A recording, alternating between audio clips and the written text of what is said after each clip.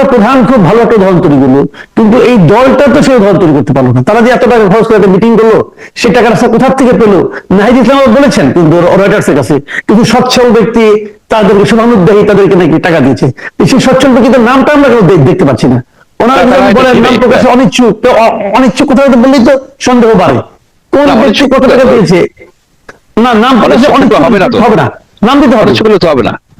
এটা কি তারা ভূমিদস্যুকারী, ব্যাংক ঋণ খেলাপি, অনিচ্ছুক হবে, ঋণ খেলাপি তো টাকা দিয়ে বলবে না। সুতরাং এখানে সেই ক্যাম্পেইন ফাইন্যান্সিং এর বিষয়টা আনতে হবে। আপনার আসলে কি এদেরকে মানে বিভিন্ন জায়গা থেকে এমন ভাবে আপনার পরিচালিত করে, ইনফ্লুয়েন্স করে, যার ফলে তারা কনফিউজড হয়। এই দলটা কনফিউজড হয়ে যায়। কখনো তারা সেকেন্ড রিপাবলিকের দিকে চলে যাচ্ছে, কখনো কনস্টিটিউশনের দিকে চলে যাচ্ছে, কখনো এই নানাবিধ এলোমেলো ভাবনা আসে। এখানে আছে একজন প্যারিসে আছে এক ভদ্রলোক, সে তো আপনাকে দেখলাম ফেসবুকে আপনার থ্রেট করছে, আপনার কাছে জানতে চাইছে যে এর পাত্তা দেয় কি বলেন আপনি? সে ওখানে থাকে, তারে কেউ বস বস ডাকে, দাদা দাদা ডাকে। এখন একজন ব্রাহ্মণ পীর শেষ আছে পৃথিবীতে, মনে একমাত্র সেই, তাই না?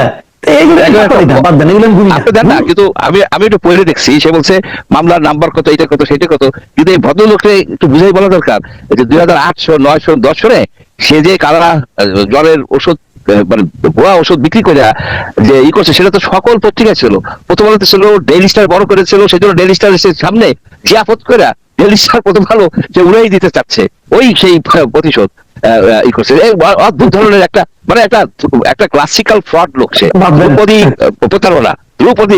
প্রতারক একটা লোক। সে এই সেক্টর, তাকে সে বহু জায়গার থেকে আপনার মার্কেটিং অথরাইজেশন একটা সিস্টেম আছে, ওই সিস্টেমে বেশ কিছু কোম্পানি থেকে ওষুধ নিয়ে বেচা সে টাকা নিয়ে সে ভাগছে।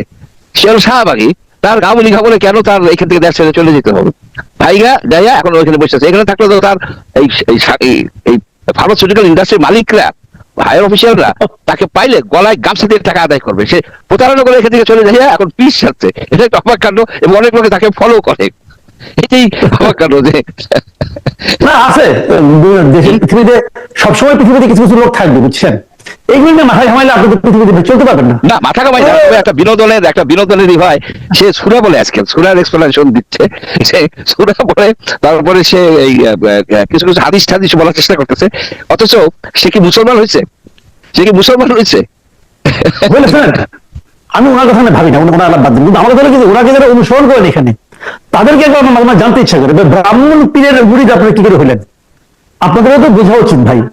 এখন উনি কি বলেন না বলেন সেগুলি নিয়ে যাও, নিয়ে বাদ দেন, এই লাইনে আলাপ করে থাকেন। আমার এই প্রশ্ন থাক, এগুলো আমি কথা বলতে আগ্রহী না, এগুলি খুবই একদম মানে এই ব্যাপার। তো যার যা ইচ্ছে বলুক।